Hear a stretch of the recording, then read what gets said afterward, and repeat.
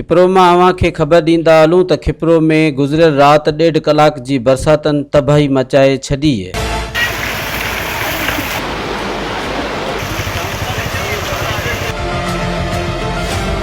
बरसात के वसकारे खां पोइ खिपरो जी सिविल अस्पताल, government high school, CNG road Khipro जे थाने वारो रोड, कोरट रोड, मीरपुर खास रोड खिपरो जे मुख़्तलिफ़ पाड़नि में पानी बीठल है।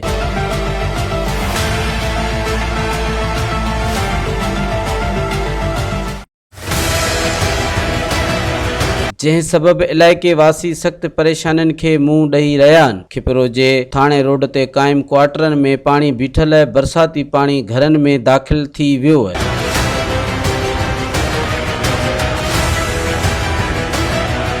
जी तो शाम यो कल शाम का जेका बरसात थी है पूरे खिपरे में न बल्कि हिते जो मेन जो एरियो है पुलिस एरिया है इन में पानी जो है हुई हर साल हर जीअं बरसात थिए थी हिते पानी बीहे तो हर साल इहा मुसीबत हूंदी है। हर साल इहो जो है हिते जे माण्हुनि खे मुसीबतुनि जो शिकार थियणो पवंदो है।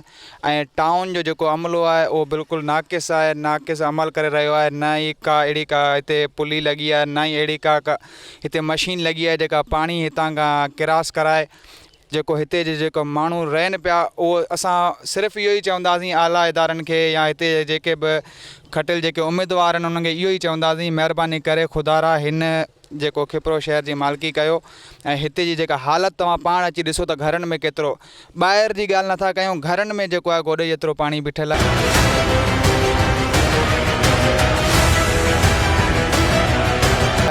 त जेके टाउन में जेके मशीनूं हुयूं शायदि उहे खपाए छॾियूं आहिनि या विकिणी छॾियूं आहिनि, इन जे करे उहे ज़ाहिर नथियूं थियनि।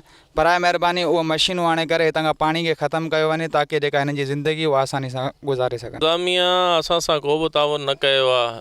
टाउन जा चकर लॻाए असीं बेज़ार थी विया आहियूं ऐं राति जेकी बारिश थी आहे ऐं हुई बि मुसलसल थोरी बि छंड फुड़ी पवे थी त पाणी हिते पुलिस ग्राउंड में भरिजी थो वञे। असांजे घर में तक़रीबन 3 खां 4 फुट पाणी हिन वक़्तु बीठो आहे। असांजो टोटल सामान वग़ैरह जेको फर्नीचर वग़ैरह टोटली तबाह थी चुको आहे ऐं अञा ताईं को बि इंतिज़ामिया असां सां राब्तो न कयो आहे।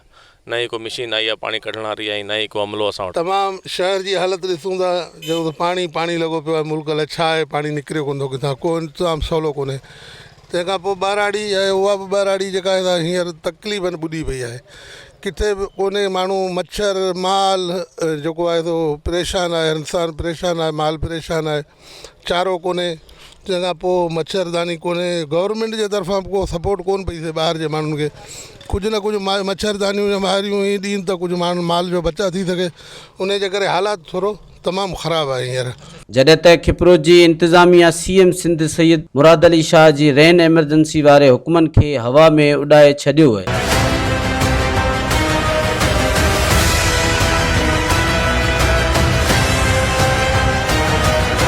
बीठल रोडनि रस्तनि ते पाणी इंतिज़ामिया जे लाइ सवालिया निशान बणियल आहे।